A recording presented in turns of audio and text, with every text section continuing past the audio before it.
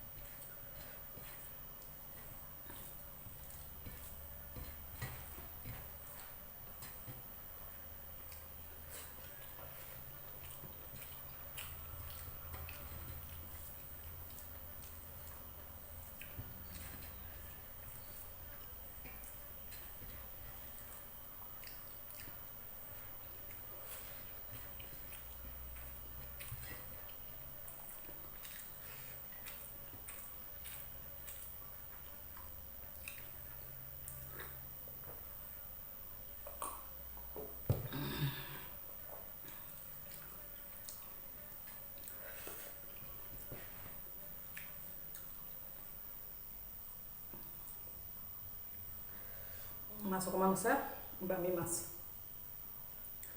অকণ খাব পাৰিলেও ভাগ্য বহুত, আৰু পাবলৈ নাই যিহেতু এইটো বস্তু আমাৰ ফালে ক'ৰবাত ক'ৰবাত পাই বাৰু।